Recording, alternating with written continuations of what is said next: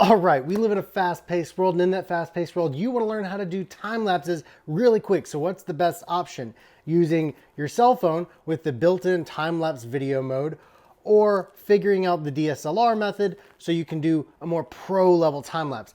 When to use them, how to make them, let's talk about it really quick. So first, I want to talk about the pros and cons of using a cell phone. The pro is that it's super, super easy. You literally, I don't even know if you can see this screen. Here, I'll do this. I'll record it.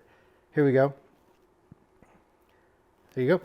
You literally come into your photo app and you swipe over all the way to the left to time-lapse mode. Then you can change how wide you want the camera, those kind of settings if you have those options there. And then you press go. And it's recording a time lapse. And what it's doing is it's pulling a frame every so often to cover more time.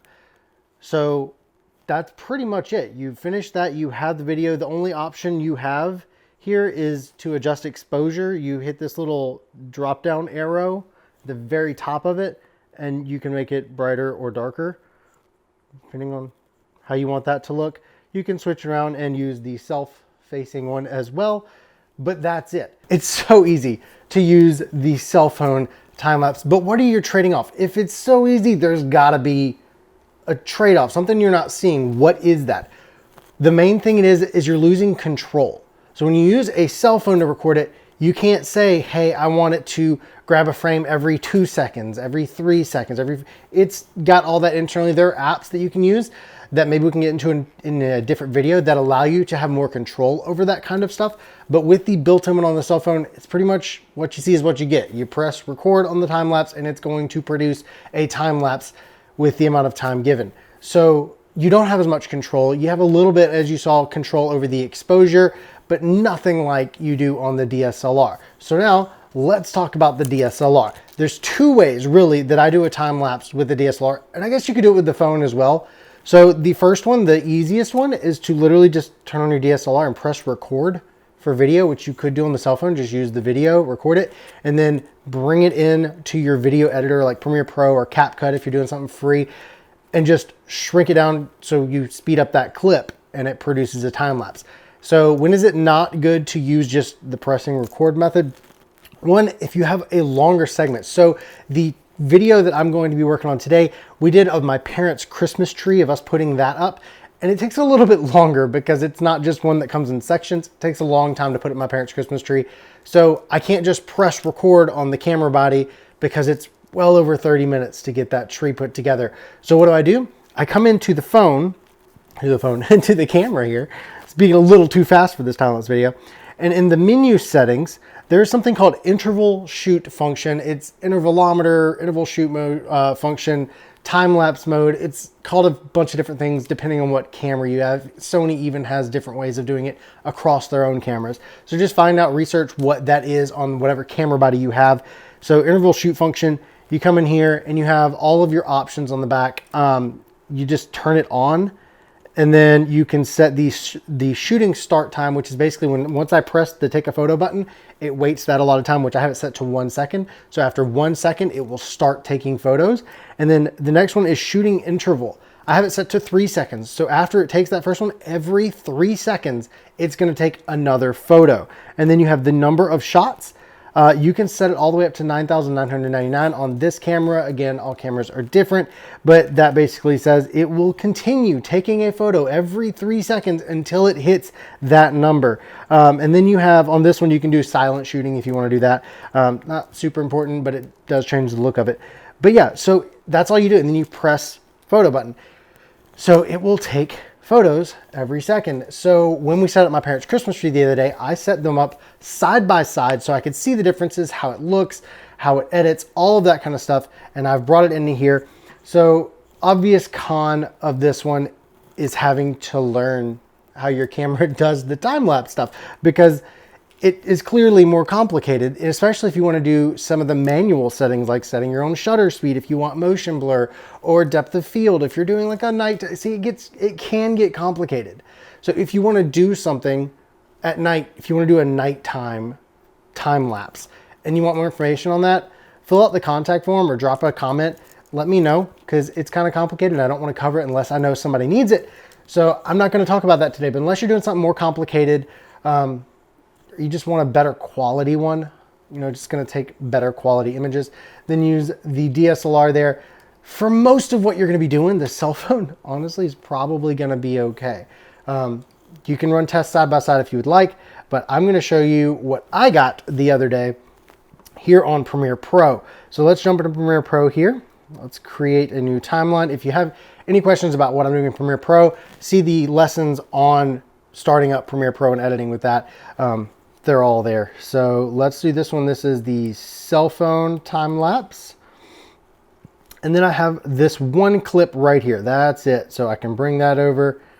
And then I'm going to hit keep existing settings. Again, I talk about that in the Premiere Pro boot up video. I can make sure it's set. So it is just a time lapse that is 30 seconds and 12 frames. So 30.5 seconds long. And you can watch the Christmas tree go up.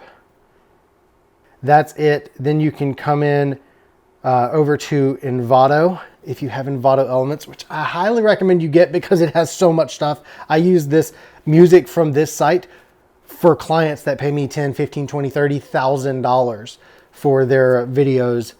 I love this site, Envato Elements. If you go to Video Creation School /Envato, E-N-V-A-T-O, you can get there, do a 7-day free trial. If you like it, buy it. It's awesome. I have a subscription, a yearly subscription. Anyways, I just typed in Christmas, downloaded this first one here. So then you can come in, I've downloaded it to the lesson right here.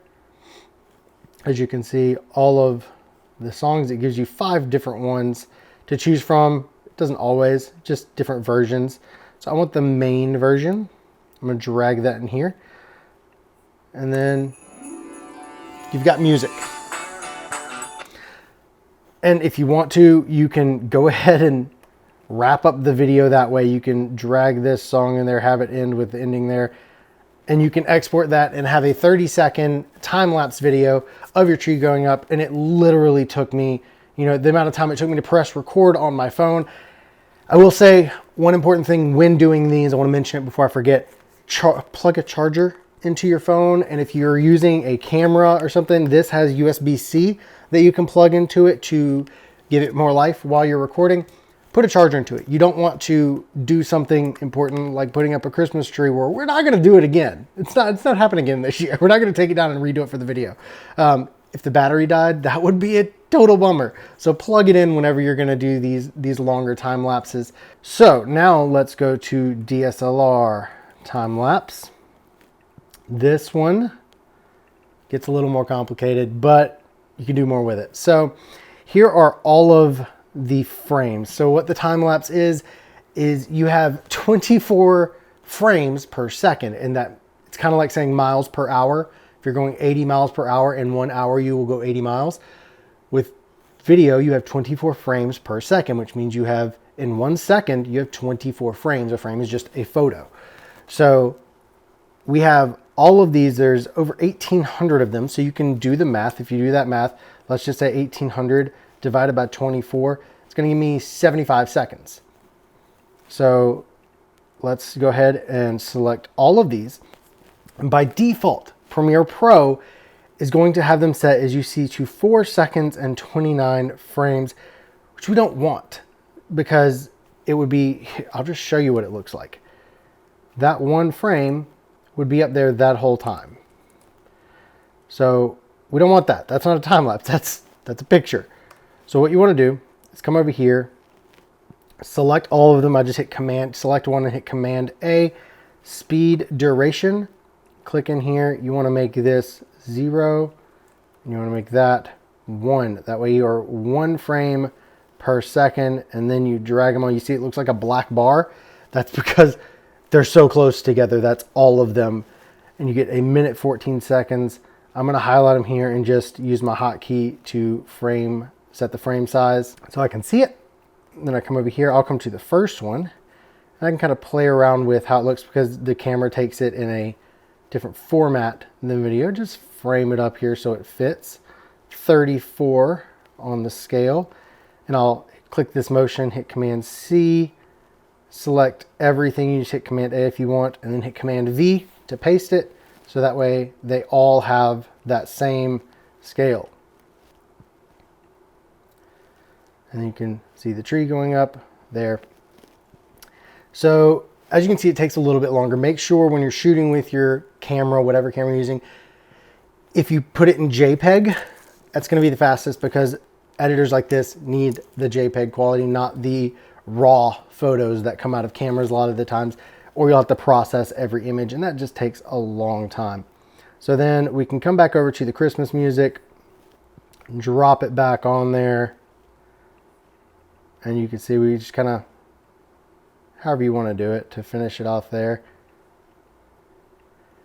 Now, because these images are so high quality, I'm guessing it's not going to play back on my computer. As you can see, even just when I'm clicking through, it's taking a second to kind of go to the different image. So I'm going to lower this playback quality.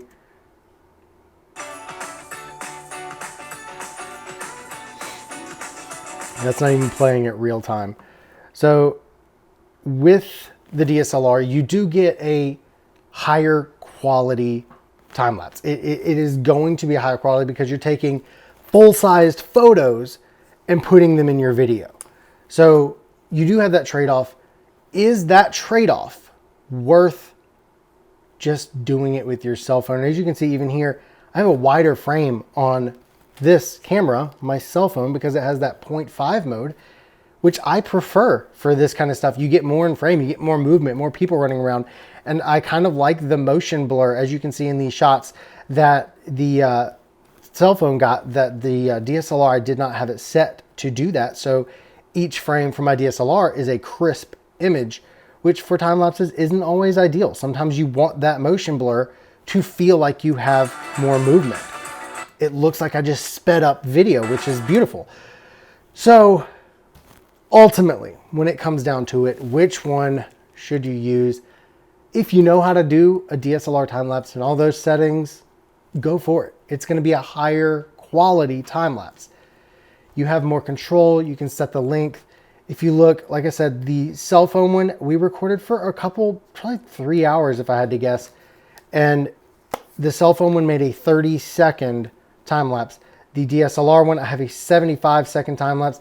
Probably should have and could have made that longer. Just with that interval, you just switch it from 3 seconds to 2 seconds and it takes a photo more frequently. But that's basically all you do for either a cell phone or the DSLR. You can always come in here to your color grading if you want to brighten that up, add contrast, add saturation, anything like that to kind of make it look a little better. But yeah, if you're looking to do time lapses, I would say, unless you have a reason to be using a DSLR, pull out the cell phone, get your tripod for your cell phone, get a ring light with a cell phone mount on it, something like that. Keep it super simple. And then you don't even have to bring it onto your computer to edit it. Download the app CapCut. I also have a tutorial on how to use that. You can bring it into CapCut, add music in there, add any text if you want to do that. You can literally shoot your time lapse, edit it, everything from your iPhone. You don't have to deal with the camera or the laptop, any of that. That is how you do a really fast time lapse. Hope this helped. Catch you next week, videocreationschool.com.